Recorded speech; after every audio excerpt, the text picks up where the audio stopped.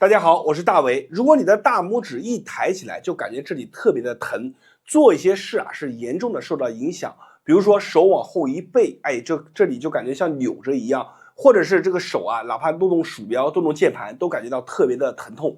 那么这个时候，我们把它定义为叫做腱鞘炎。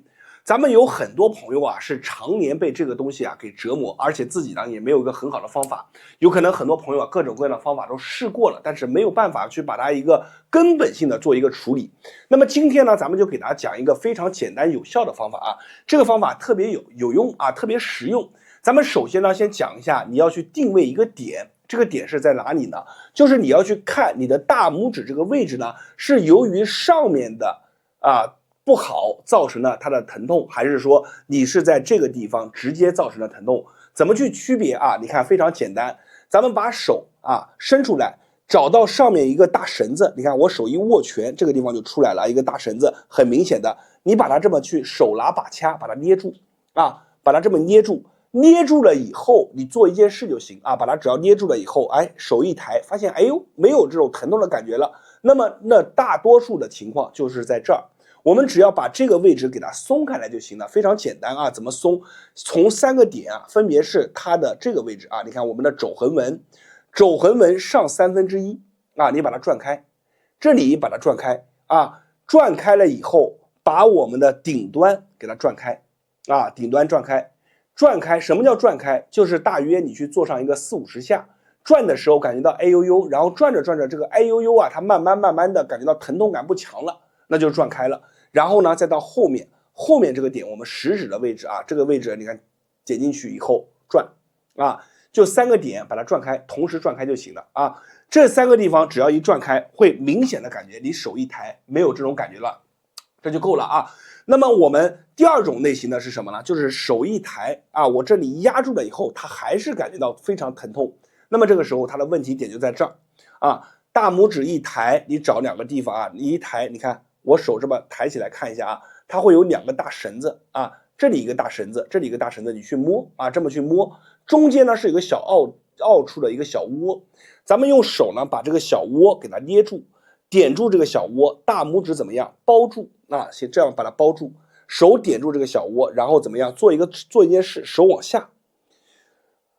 下，这里把它捏住，然后慢慢的转开轻轻的转，然后往后掰，就像这个拔河一样，手点住这个凹的地方，然后你看手是往前的，这个大拇指往后的，像拔河一样把它往后掰慢慢做上一个10下，把它慢慢的捋顺顺开来以后，所有的朋友们记好了，我们重点来了慢慢的从我们大拇指这个点开始往前，这个地方呢刚好是位于我们的合谷这里，连着我们刚刚这个点，我们画一条线，然后从合谷这里，你做完10下以后，就开始从合谷这里往后拉，慢慢的拉开来所有的朋友们，这个动作去再做上一个10下，那么10下做完以后，你再抬一抬大拇指，理论上来讲的话，应该就不会有这种感觉了。这个动作我们2个可以一起去做，就是说我上面做完以后，发现已经减缓了60-70%了，那我下面这个地方我就这么去做再做一做，再让它去深层的得到一种放松。我们有很多人是混合型的，上面也有，下面也有，这种混合型的就2边都做。如果是单型的就单一型的，我们就要不就做上面，要不就做下面自己呢去判断一下，因为每个人情况不一样。好了，今天的视频内容咱们就分享到这儿了，分享一个非常实用的小方法给大家。如果大家想看到更多的方法，记得一定要关注大伟的账号我是大伟，感谢大家的观看和支持，谢谢大家。大家好，我是大伟。肾阳之气不足的朋友们，记得练习一个动作，叫做托天举。托天举这个动作来自于道家，是一种静功。每天练习3分钟，可以让你的后背去变得更加的挺拔。你要知道，咱们现在有很多人年轻的时候非常的挺拔，但是年龄往上走了以后，逐渐的会怎么样？逐渐的会变成这样在这样的一个过程当中，你就更加要练习托天举了。因为这个举它不仅是举的是手，而是打开你的后背，后背也被称之为什么？阳气之海。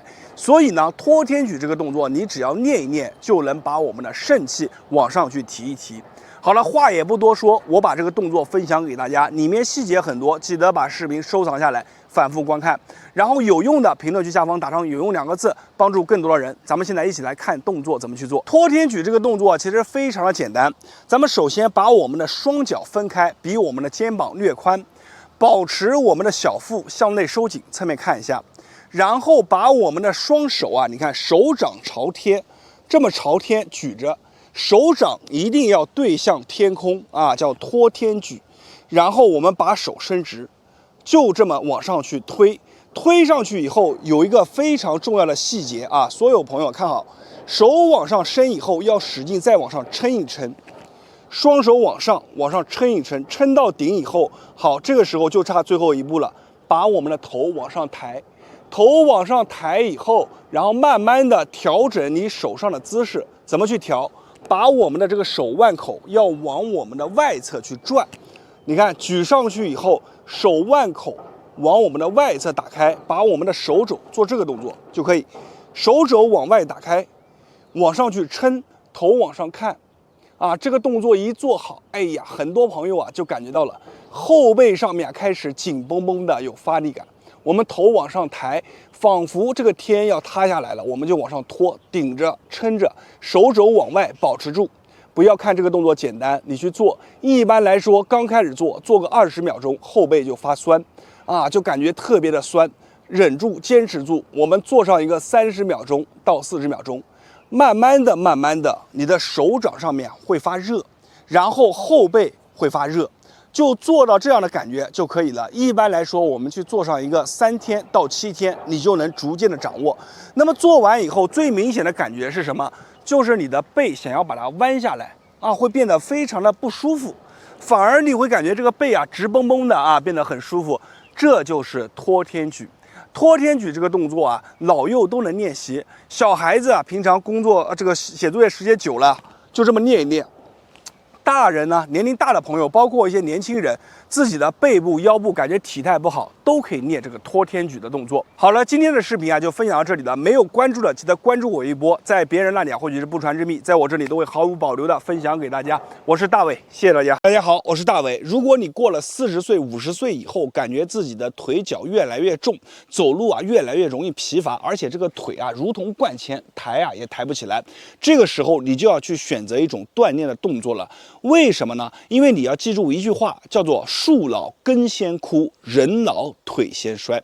你如果感觉腿脚开始重了，还不选择锻炼的话，后面你的腿脚啊会越来越重，越来越麻烦。所以在这个时候呢，我们选择一个合适的锻炼动作去做起来，很好的就能加强我们腿脚的力量，让你的腿啊重新的灵活起来。那么什么动作适合我们自己练呢？有的朋友说深蹲，深蹲这个动作啊固然是好，但是你要知道深蹲这个动作对于我们的膝啊，对于我们的腰啊，都是有很严格的要求的。很多朋友是达不到这种运动基础的，所以去做起来反而不太好。那么我们可以选择更适合咱们中老年人去锻炼腿脚的一个动作，叫做小金刚蹲。小金刚蹲啊，来自于道家。这个动作呢，可以说是深蹲有的它也有，深蹲没有的它也有。但是唯一的缺点就是说，深蹲你可以加负重，它呢却加不了负重。但是对于我们自己中老年人来练的话，足够了。那么现在呢，我会把这个小金刚蹲分享给大家，大家把这个小金刚蹲学会了以后，每天做上50下到100下，你自己啊就能感受到变化。我们现在一起来看一下这个动作怎么去做。小金刚蹲这个动作非常简单，咱们双腿啊保持和肩膀一样宽，侧面给大家演示一下啊，然后身子站直，我们把我们的腰腹啊收紧，把我们的整个身体啊往下沉一沉，膝盖微微弯曲。好，做好这些起始的姿势以后，你看把我们的脚尖立起来，就这样立起来，很简单，脚尖一立，这个时候其实就已经锻炼了你的大腿了。我们刚开始做的时候是扶墙练习，手扶着一堵墙，慢慢的去学习屈膝、踮脚尖啊，小金刚蹲。刚开始练习的时候，可能很多朋友看起来很简单，就刚开始就一直上，数量一直往上做。做到40下、50下以后，再一站起来，哎呀，发现自己的大腿怎么开始酸着、胀了？哎，自己刚刚练的时候没有这个感觉。其实我们做的时候，自己就能很好的发现，你可以单手扶墙，单手放在一个腿的一侧。当我们的腿立起来了以后，自己感受一下你腿上的肌肉的变化，会紧紧绷绷的啊。这个时候呢，你还会发现我们在做的时候，腹部也会有变化，也会变得紧紧绷绷。同时呢，你在练习小金刚蹲的时候，来侧面看一下啊，你看这个腿会变得很稳定，因为它要保持一个稳定，而且你在踮脚的时候，所有的力量是支撑在哪里呢？支撑在我们的脚趾，脚趾也能锻炼到。不要小看脚趾，就这么小的一块地方，我们很多的平衡都是要靠脚趾。所以你在练习30下到40下以后，逐渐就会发现怎么样？腿开始酸了，越来越酸。当你感觉到腿开始酸、有发力感的时候，我们保持一个3到5下的继续练习，加强一下这个肌肉。因为整个动作，我们的膝盖是保持什么呢？没有前后这么移动的，所以呢，你在做的时候，对于你的膝盖压力是非常小，而且手扶着墙，更好的保持着我们的稳定性。当你逐渐的掌握了以后，我们就可以手不扶着墙，啊，随时这样去练习。这就是道家的小金刚蹲，练一练啊，把自己的腿脚练得更强。好了，今天这个小金刚蹲的动作啊，就分享到这里了。大家如果学会的话，感觉动作好的，可以把它转发和分享给自己身边的朋友和家人。同时呢，感觉有用的，评论区下方打上"有用"2个字。既然学会了，那咱们就趁着春天这个时候就开始练习起来，每天50到100下，坚持一段时间，你会发现你的腿脚的力量开始往上增长。好了，我是大伟，感谢大家观看和支持，谢谢大家。大家好，我是大伟。饭后晃一晃，胜过千步走。道家呢有一个功叫做晃功啊，就这么晃。你看似很简单，其实你在晃的时候啊，你全身上下都在用力，可以极大的增加我们的一个协调能力和一个平衡能力。这个动作呢，它其实是一个慢功，特别适合咱们中老年朋友们在家练习。而且练完以后啊，身体发热，感觉是非常的舒服。所以呢，自古以来啊，都有一句话叫做"百练不如一斗，10斗不如一晃"这么一说。所以晃功呢，像我们平常吃完饭以后，饭后20分钟、30分钟，你不想出门散步，你就这么晃一晃就行。但是晃功看起来简单，里面还是有一些细节值得我们去琢磨一下。我们今天呢，就把这个晃功分享给大家，大家记得把视频收藏下来，因为里面的细节非常的多。同时有用的话，评论区下方打上"有用"2个字，帮助更多的人。我们现在来开始看动作。那么这个晃功怎么去做呢？非常的简单，咱们把双腿分开，比我们的肩膀略宽一些，然后把我们的腿部啊稍微的屈一些就行，不要绷直，稍微的屈一些，腹部收紧啊，可以把双手啊抱紧你的腹部，把它收紧，然后整个人就开始进行一个前后轻微的一个小小的晃动。我们就这样慢慢的晃。刚开始你晃的时候啊，我们无论是顺时针还是逆时针，刚开始晃的时候，你会发现你的脚趾啊是一直在用力的。因为当我们往前的时候，如果你的平衡不好，就会怎么样？就会往前啊跌着。所以呢，此时压力全部在我们的脚趾上，那么脚趾就会发力。脚趾你别看它小，但是在我们的走路过程当中，或者我们的稳定过程当中，你没这5个小脚趾啊，它就不行。所以呢，我们在晃的时候，你看脚趾首先练到了，然后你可以把手放在你的大腿两侧，放在你的腹部，你会发现在晃的时候，在不同的角度，你的身体不同的肌肉就会发力，而且这些发力啊，它和我们日常的跑步发力还不一样。这种发力啊，更像一些精细的肌群之间的协调，因为它为了保证你的稳定性，我们慢慢的，如果说你在晃的过程当中能保持腹部内收，整个幅度能越来越大，我们就可以把手往前环抱，像抱着一个大水缸一样，就这么慢慢的晃，慢悠悠的晃，这个腿啊微微的弯曲，脚后跟呢尽量不要离地啊，就这么晃。晃着晃着晃稳了，我们再可以反方向啊，把我们的逆时针再晃起来，就不间断的去给我们的身体做一个协调，做一个适应，啊，就这么晃，晃着晃着身上就发热了。很多朋友说这个晃功啊，每天晃多久？我告诉大家，你们去晃的时候啊，晃个3分钟、5分钟，身上发热了就行了。做完以后啊，腿上酸酸的，身上酸酸的啊，微微有点酸，这种酸是很舒服的，这就到位了。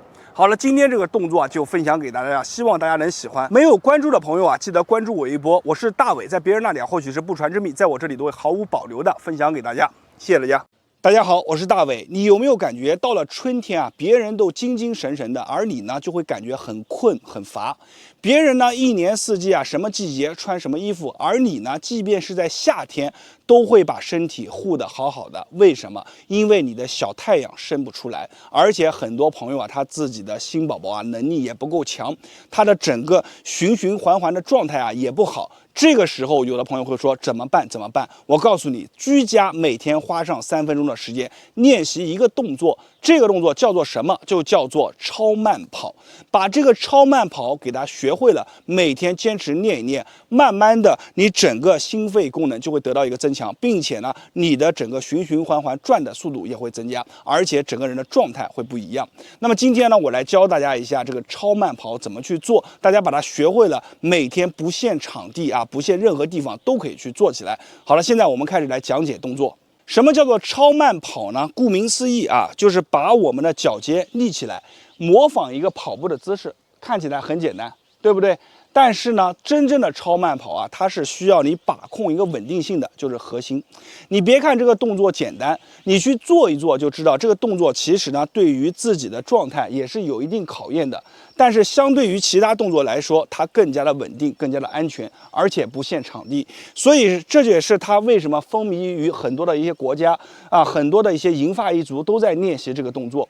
我们刚开始练习的时候，你看就模仿跑步的姿势啊，身体放松，然后慢慢的把我们的小腹你看收紧，正面看一下。刚开始做的时候，慢慢放松，小腹要把它收紧，手可以环抱住小腹，小腹往内收，然后保持住，这么去跑。腹部一定要收紧啊，千万不能这么做，松松垮垮的，肚子往前顶着跑就不行啊。来，腹部收紧，跑起来。当你开始慢慢掌握节奏了以后啊，我们感觉到这个呼吸开始变得有一些急促了。好了，这个时候节奏也掌握好了，身体也变热了。这个时候我们开始把动作做一个强化啊，记住要做一个强化。什么强化？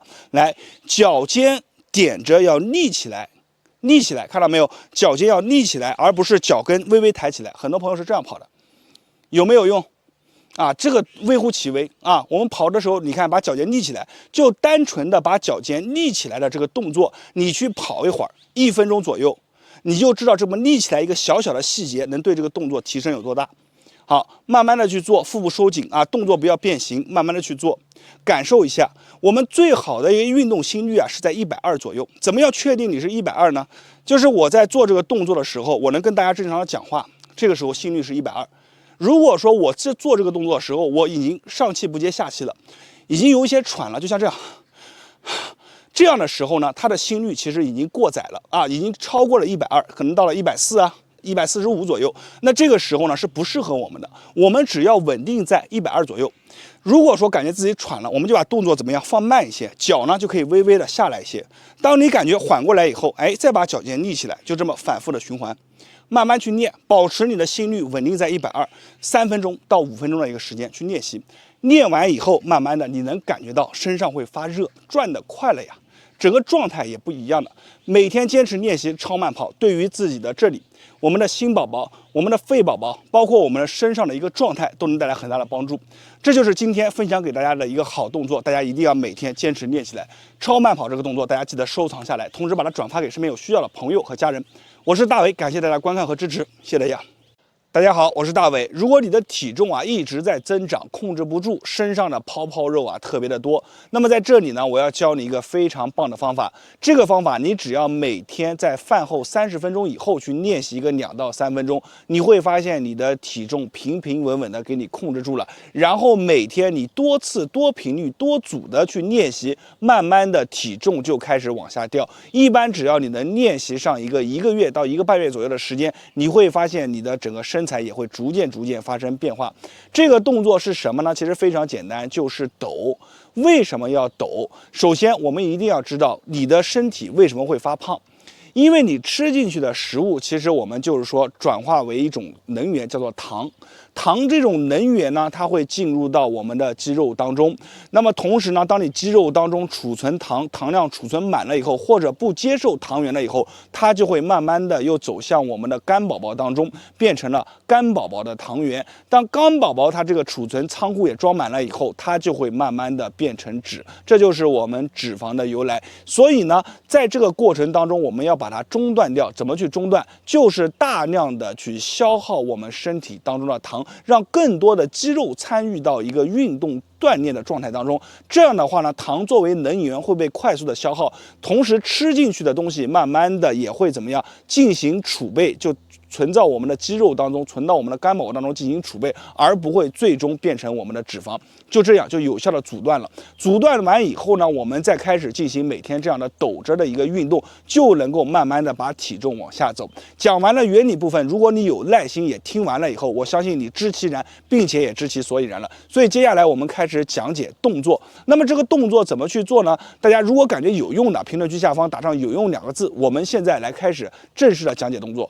这个动作啊，来自于道家。咱们说百练不如一抖，这个抖是怎么来的？它是用我们核心、我们腹部的力量向内收，左右去转动，带动我们全身这么去抖动起来啊！大家可以去找一下这种感觉，腹部向内收紧，向内收紧以后呢，慢慢的去转动你的骨盆，把你的骨盆左右去摇动，然后身体放松，慢慢的身体就像波浪一样，有节奏的抖起来了。